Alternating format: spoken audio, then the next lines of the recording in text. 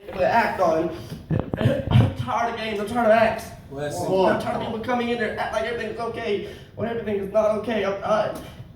We all deal with things. I know we do, and I'm tired of games. I'm tired of people coming in here and never doing nothing. People I know who deal with things and never do anything about it. They never change it. They talk about it. Like, oh, I'm going through this. Yet they never try to do anything about it. And it affects me. People come to church messed up. And they're afraid to come to the altar because they're afraid of something, and they end up dying and going to the devil's hell. I can't. It hurts my mind. It breaks my heart. I'm so tired of people walking out of church because they put an act on, because they want to put the real them up front. I'm gonna say it's okay not to break. It's okay to mess up. I'm saying it's okay. I'm saying you go through a habit, but it's okay to put it in front of God. It's okay to say, God, I want to mess up. God, it's okay. It's okay to get up here and say, forgive me, God. I can't do this myself. I can't solve these problems. Right. It's like, the book of Nehemiah here, the walls that came down, the ruin had set in. It's talking about if you read the whole chapter, it's talking about the first six chapters of everything. I believe it. It's about how the walls that came down, all the problems going in on it, and obviously the king went to Nehemiah told Nehemiah to fix the place, but the walls that came down, the ruin that set in, and us as Christians, the devil comes in, he chips away at us, and we don't do nothing about it at first. There's no red flag raised up.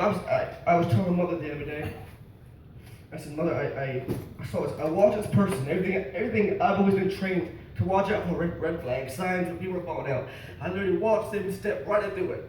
And there's nothing I could do to change their mind. There's nothing I could do or say that affected them. I watched them go exactly through what I've been taught not to do. Red flags, there was red flags, guys. I watched them go through everything. I was told the steps of backsliding. And I watched them step by step backsliding, return to it, return to the word. There's nothing I could do about it. I couldn't solve it. I couldn't fix it, and I knew I couldn't. It was their problem, and I couldn't solve it. Come on.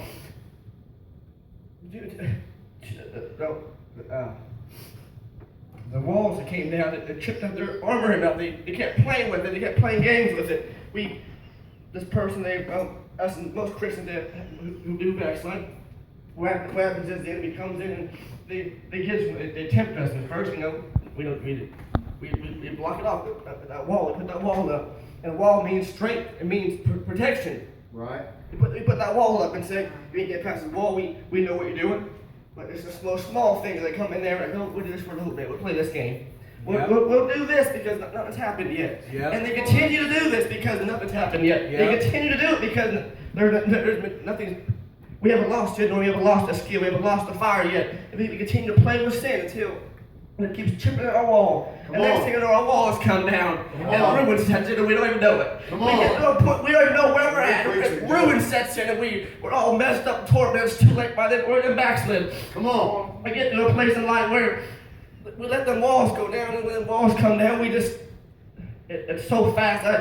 Backslide, I've never seen it go, it's so fast. It works so quick. It really blew my mind. I watch people fall out of church. It takes weeks. It's weeks. It's getting faster and faster. The devil, he comes in so quick. And if you let that wall down, that guard goes down and ruins it, and the sin comes in, and it gets inside, it messes you up, and next thing you know, you're already out there, and it's too late. You couldn't stop it for them. Yeah. The walls came down. The ruin sets in your heart. You're messed up. Right. Too many of us, we play games, and at no point, if we brought in our real selves every service, and we say, God, this is who I am, this is where I'm at, this is what I'm dealing with, this is my struggle. If we brought the altar every single service, this is what happened. If we would do what we're supposed to do, and we brought the real one of us to the altar, this wouldn't happen. We wouldn't go through things. It wouldn't catch it like that. The walls came down. If you can look back when Jonah was told to go to Nineveh. God told him to go to Nineveh. Yeah. And he went to Tarshish instead. He didn't want to go. You know the story of Jonah, how the big fish came and swallowed him up. And he had to be at his breaking point. God literally had to break him down before he would do what he had to do. Right. He had to break him down, just like at Jerusalem. Well, back to Jerusalem. The word Jerusalem means the God's dwelling place. Okay, let's go back to that. God's dwelling place. We have these walls up, and we are obviously God's dwelling place. We're His vessel. That's right. And let the walls go down, and we let the enemy get to where God's dwelling in us. We let Him ruin our Jerusalem. Come on. We let Him come in there and mess us up. Come on. There's no one's fault but your own. Right. People say the devil made me do it. The devil calls it. He can't make you do anything. It's mind.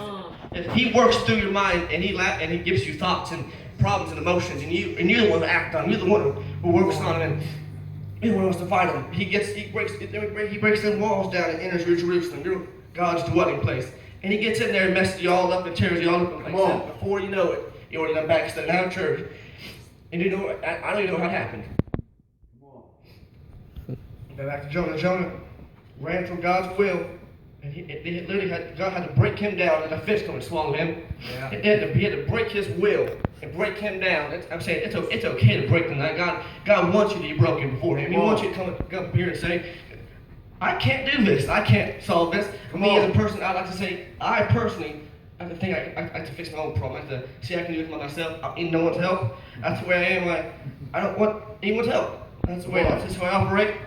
And it's hard for me sometimes to say, help or, someone's better than me. I know I have a hard time with someone else to that. It's a struggle of mine. Yeah, the struggle's real. Come on. But the struggle is real. But